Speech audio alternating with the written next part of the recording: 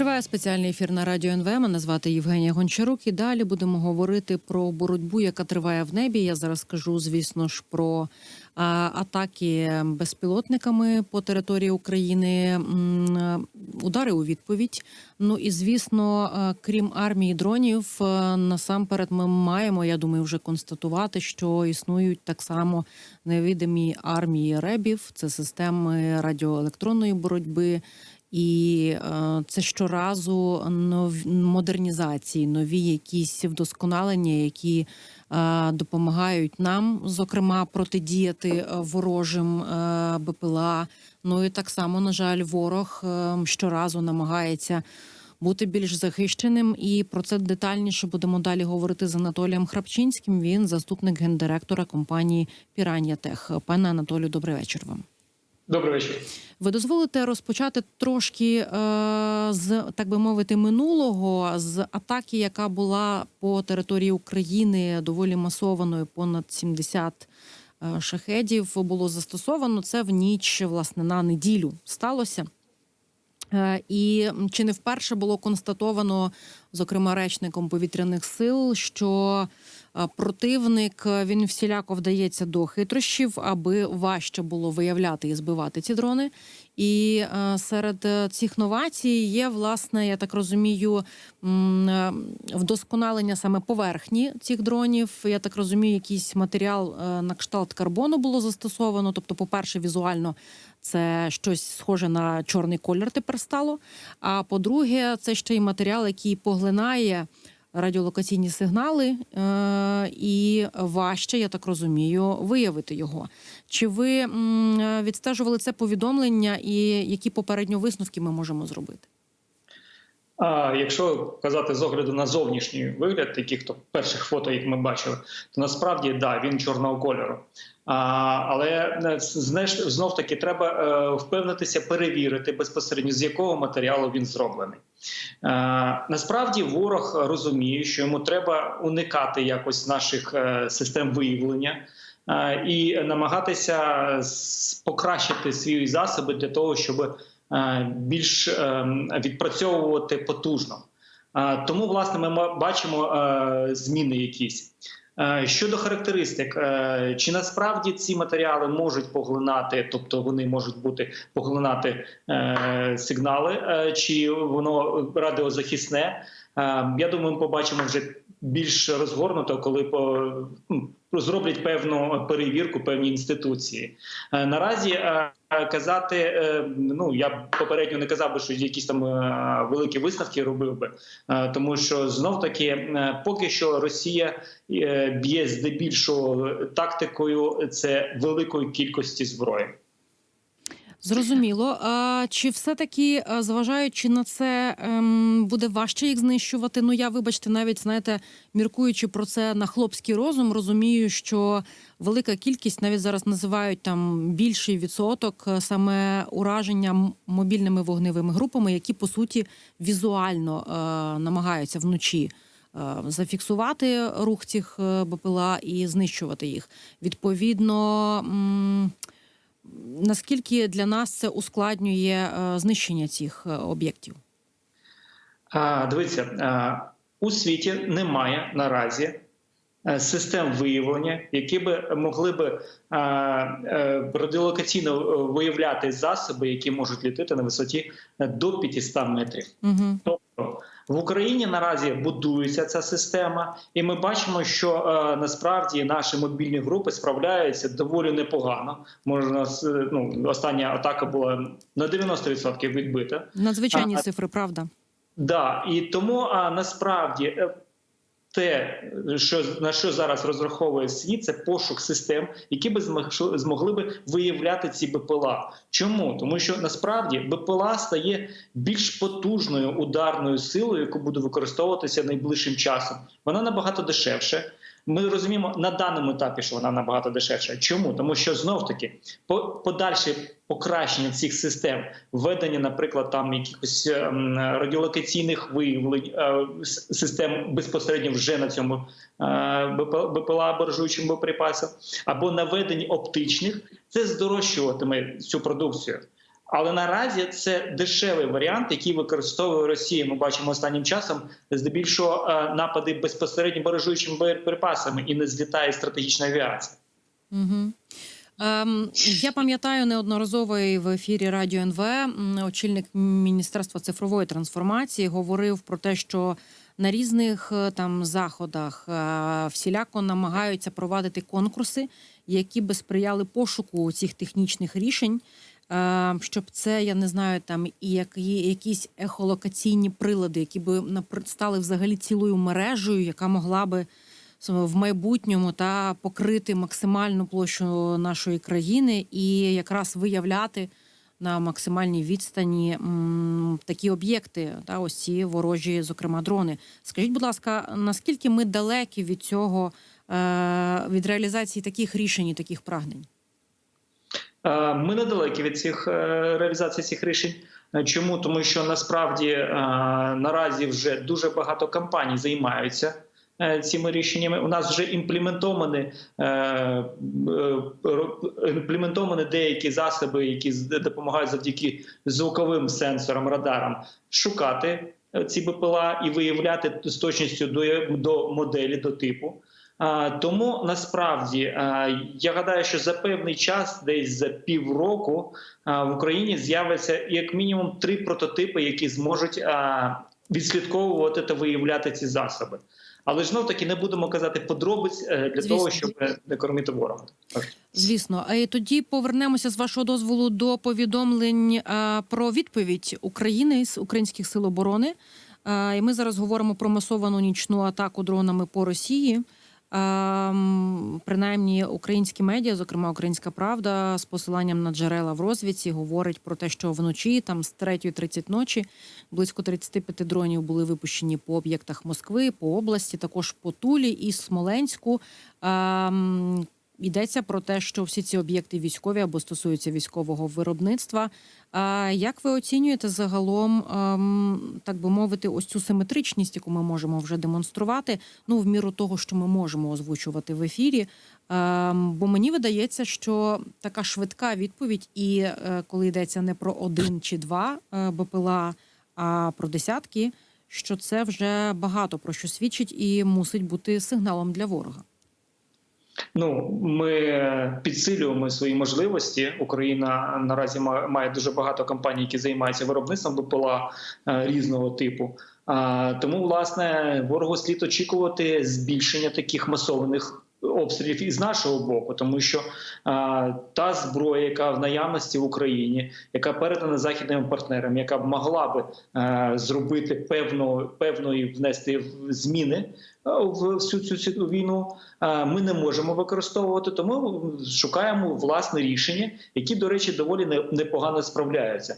Тобто вони справляються як фізично знищуючи, ми маємо вже багато кейси з знищенням стратегічної авіації, і чекаємо подальше вже більше якісь заводи або компанії, які виробляють ті ж самі ланцети, зала і іншу продукцію.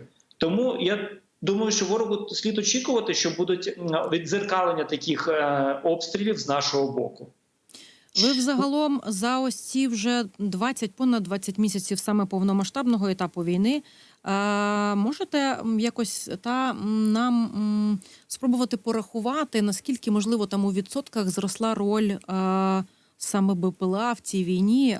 Ми, звісно, часто вже чуємо розмови про те, що це війна дронів, але коли йдеться саме про ось ударні БПЛА і те, що по суті ця війна на багато відсотків перемістилась саме в небо, і тут йдеться знову ж таки не про тактичну авіацію, а про безпілотні апарати, мені видається, що час буде йти і ми будемо лише бачити зростання саме цієї компоненти.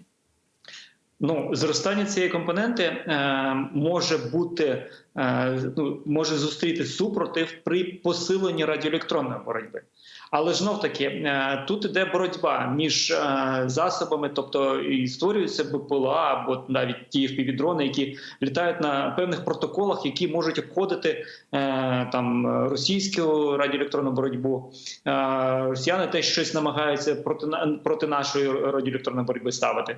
Тому, власне, наразі ми бачимо, що не можна казати, що, наприклад, там ці засоби виштовхнули іншу зброю, але насправді вони посіли дуже велике місце і збільшили свій обсяг. Тобто рівень навіть високоточної зброї безпосередньо на лінії фронту завдяки FPV-дронам здебільшого в рази збільшився. І тому в майбутньому ми очікуємо, що будуть посилення цього напрямку. Скоріше за все, з'являться більш такі FPV-дрони або БПЛА, які будуть літати роєм і будуть керуватися безпосередньо, можливо, штучним інтелектом, можливо, одним пілотом. І тому тут насправді йде велика боротьба, і ще попереду дуже багато буде великих і цікавих відкриттів. Угу. Я ще хотіла у вас ось що уточнити. Це, мабуть, така дискусія і питання, яке не має однозначної відповіді, але менше з тим. В що варто більше вкладатися? Саме в умовну армію РЕБ, так, радіоелектронної боротьби, ось цих засобів різного штибу, різного рівня, починаючи від окопних РЕБів, закінчуючи, точніше, окопні РЕБи, антидронові рушниці, і більш складні системи. Чи все-таки треба, наприклад, більше акценту ставити на ударні, наприклад, і не лише дрони? Не існує зброї, яка могла би радикально змінити ход бойових дій.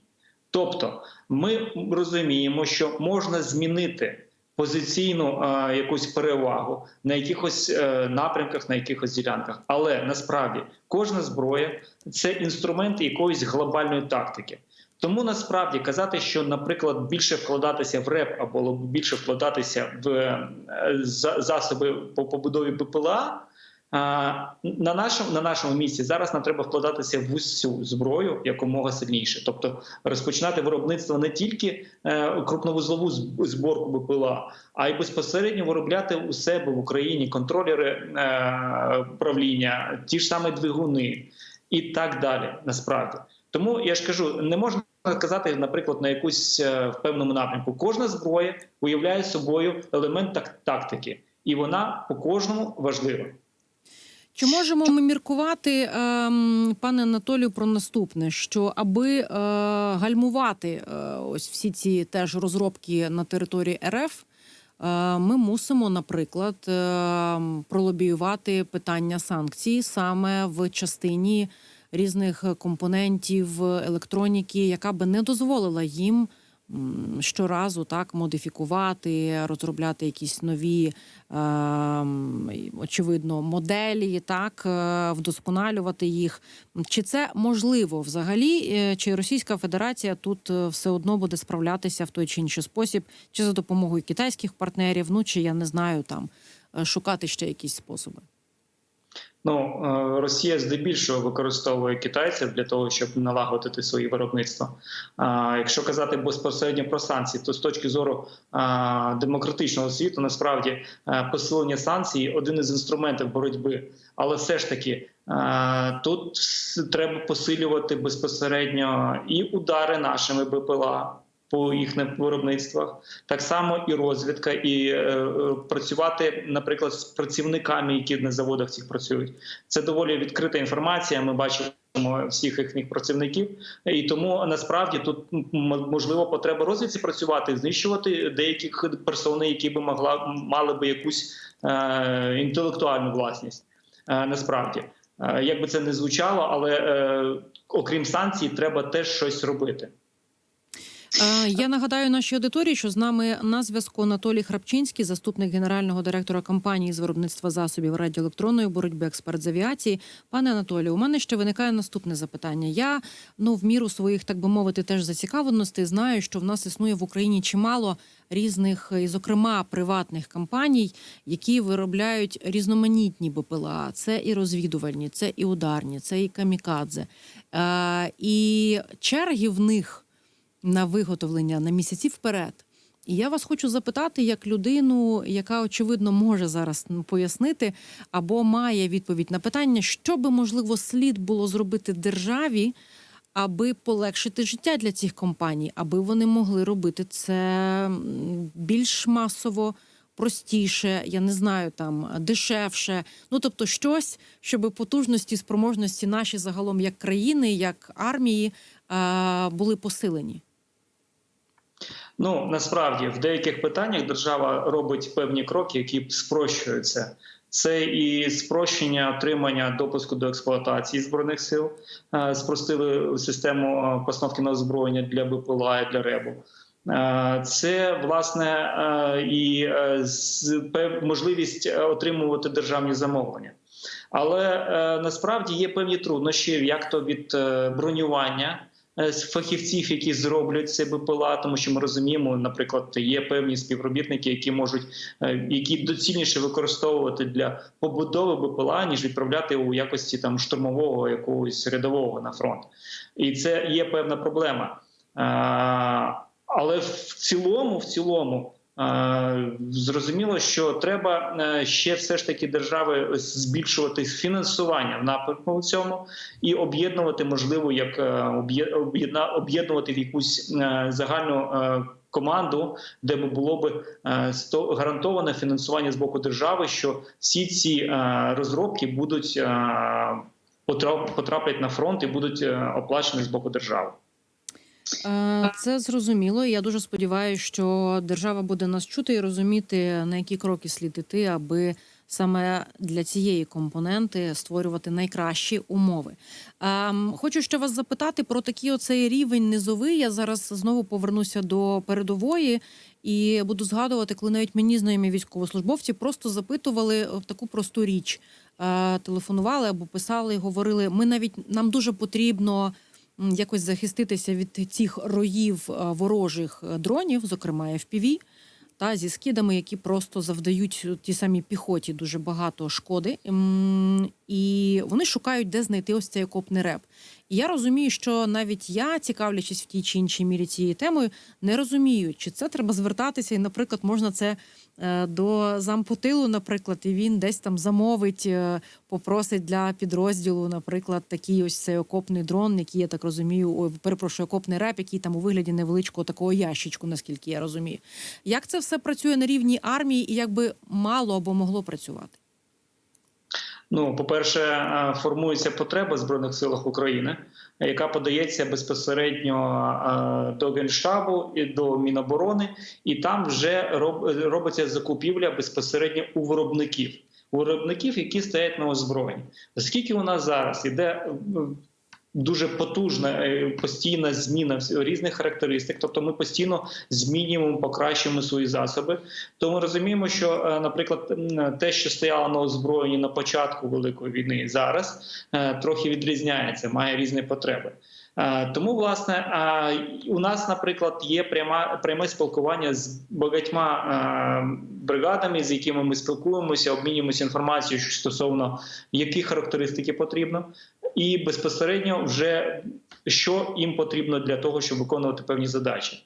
Дякувати волонтерам, дякувати субвенції, у них є можливість закупати це. Тому, власне, воно зараз працює на рівні взаємовідносин між безпосередньо військовими і безпосередньо виробниками. Угу.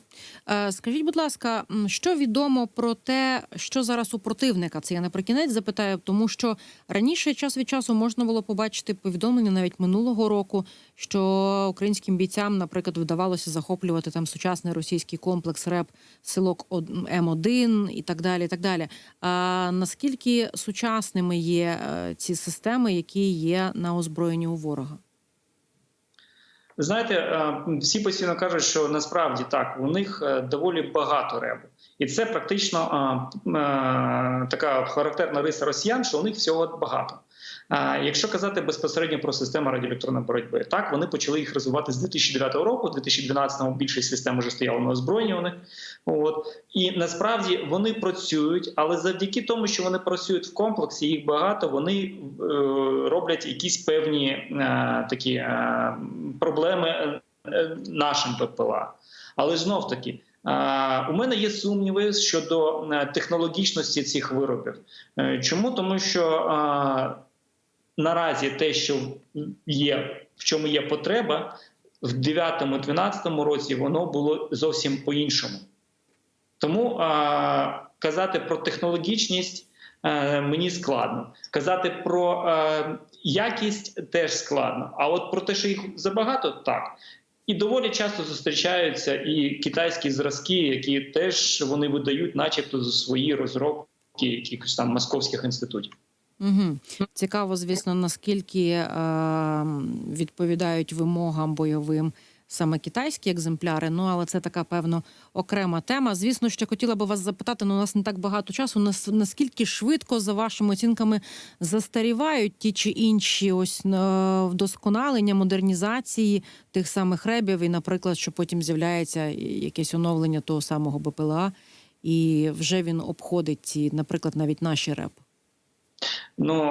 Насправді спектр дії настільки сильно збільшився, що наразі навіть Сполучені Штати виступають з питанням перерозподілу частот. Чому? Тому що дуже багато засобів, які використовують певні діапазони, вже не вміщаються в той діапазон, який їм виділений.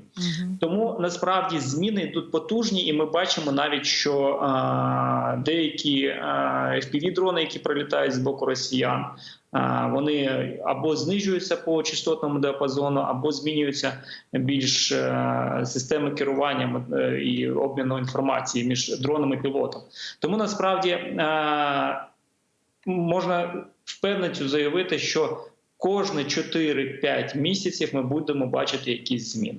Дякую, пане Анатолію. Анатолій Храпчинський, заступник генерального директора компанії з виробництва засобів радіоелектронної боротьби, експерт з авіації, був з нами на зв'язку. Будемо стежити за цією частиною якраз боротьби, яка триває, і обов'язково звертатимемо на це увагу людей, які ухвалюють рішення. Буду з вами прощатися. Мене звати Євгенія Гончарук. Ви слухали Радіо НВ. Підписуйся на канал Радіо НВ ось тут.